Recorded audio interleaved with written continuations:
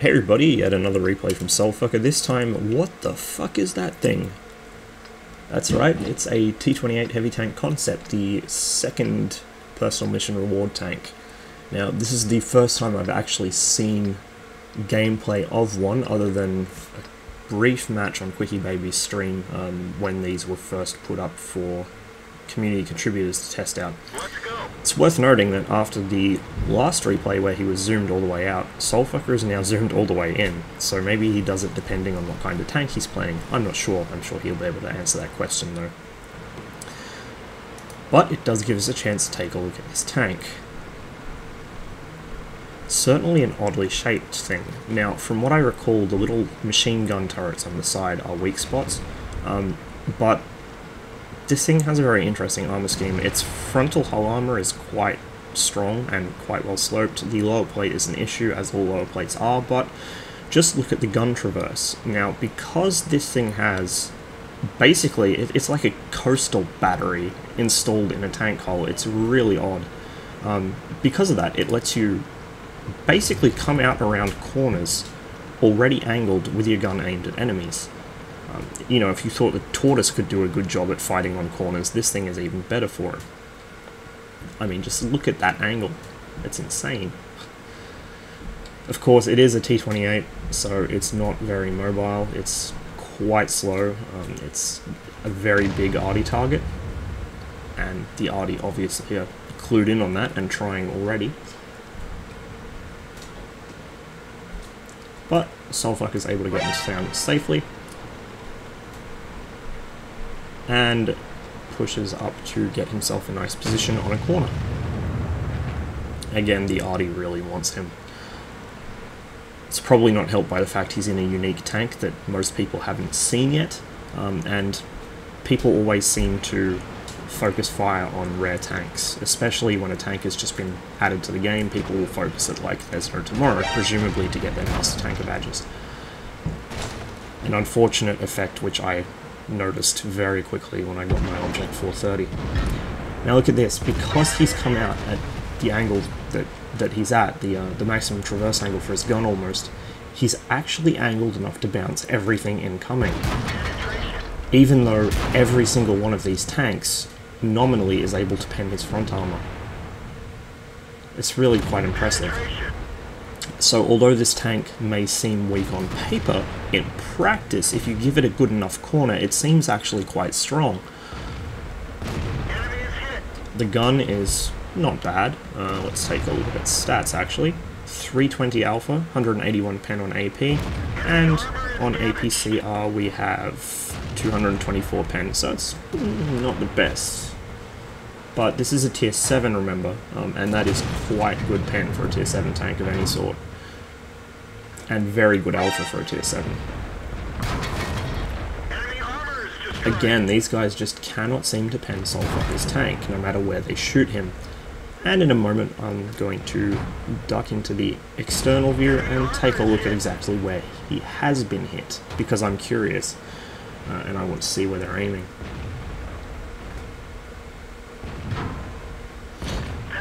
Those of you who play on the NA server may want to take a look at the matchmaking in these EU matches. It's actually quite common, from what I've seen and from what I've heard, for a single tier to make the entire match. This match obviously is the full range of 6 to 8, but it doesn't seem too bad. It seems a lot better than on the NA server.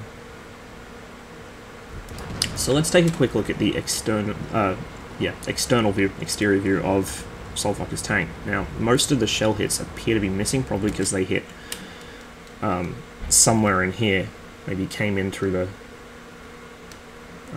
idler wheel or something like that, I don't know. But there's 2 hits we can see. One came off here. That's basically a gun. Oh, sorry, 3 hits. I'm guessing that one's from the Black Prince. And then another hit there off the lower plate, which was, again, angled severely enough coming around the corner. You know, this kind of angle that it's just impenetrable. So that's actually pretty impressive. I was surprised to see this thing bouncing things so consistently after I'd heard people complain about its armor scheme. So I guess it's another example of, you know, you don't truly know a tank's capabilities until you actually try it out.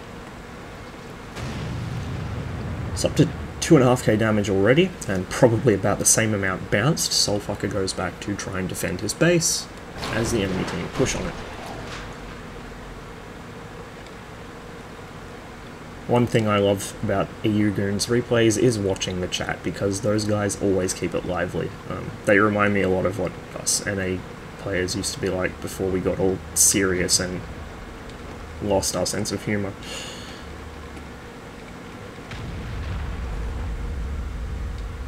Now, I'm not sure what the camera rating on this thing is like. I'll have to look it up at some point, but I suspect it's probably not too bad, because it is quite low to the ground, although it is a big vehicle.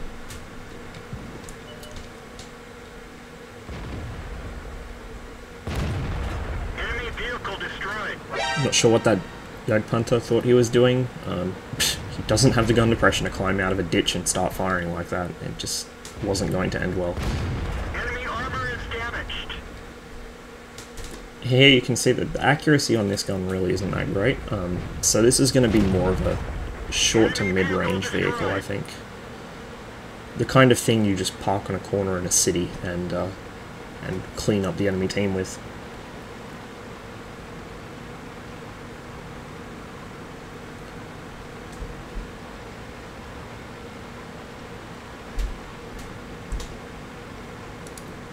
And while Soulfucker drives around, let's take another look at this tank. This is probably one of the more interesting designs in the game, purely because of this odd casemate design. Like I said, it reminds me a lot of a coastal battery or one of the small casemate turrets that you see along the sides of the superstructure of old dreadnoughts. It's something that you just don't see on tanks. Most tank destroyers and assault guns have a relatively flat piece of front armor with a gun on some kind of universal ball mount. You know, the Stug, the SU-100, all of them.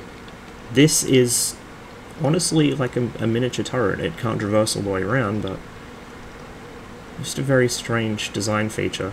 It's not the only tank to have like a miniature sort of turret deal going on, but it is the most heavily armoured of them. Most of the others, it's just got a gun shield, like the UC 2-pounder, 6-pounder, whichever it is, and things like that. So it's an interesting design choice, but it doesn't seem all that practical.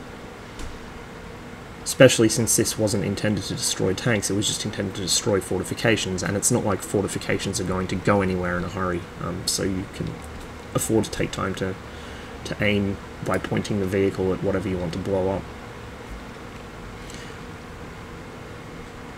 The little machine gun turrets on the sides, I can see where they were coming from. Again, assault gun. It seems like a pretty good idea to have little mini machine gun turrets, but not really that practical in the end, I think.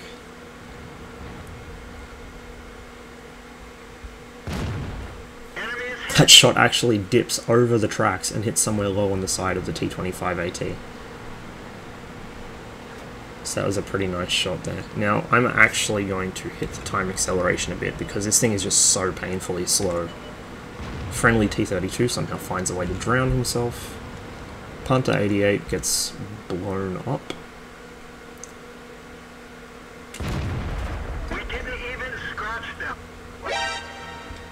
And now it's time to deal with this T25 for good. The FCM rolls up and takes a shot. That was a bit of a ropey shot there, but it did connect, so I guess I can't really complain. FCM momentarily isn't sure who to take a shot at. Unluckily, that shot goes into the side armor rather than the front and bounces. It also fails to track him. That one doesn't fail to track him. It does fail to actually damage his tank, though. That was just odd. That looks like it hit high on the right side and just skipped off the corner. So, again, this gun's accuracy and bloom issues are going to give you problems even against tanks that don't really have armor. 6 kills now, and about 3.5k damage.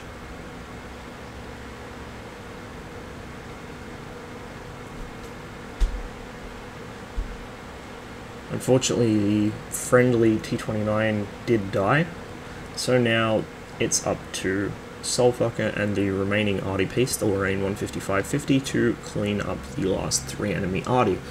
Now, those are a serious threat to this thing, especially if all 3 of them manage to land a shotgun.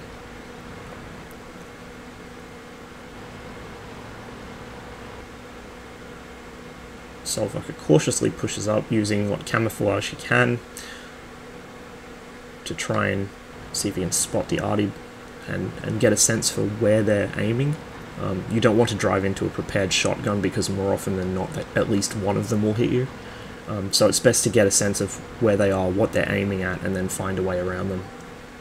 With actually more than 4.5 minutes, nearly 5 minutes, he's got plenty of time to do so, even in this thing. However, there's no need. The most dangerous arty goes down in a hurry, and then the other 2 do hit, but not for a while.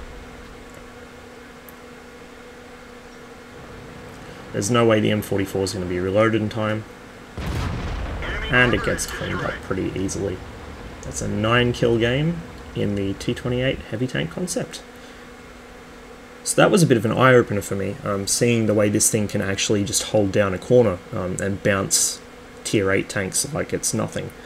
That was a genuine surprise. I knew it would be able to traverse quite widely because of the turret. I just didn't think about the possible applications of that, given its armor scheme. So that's really, really interesting.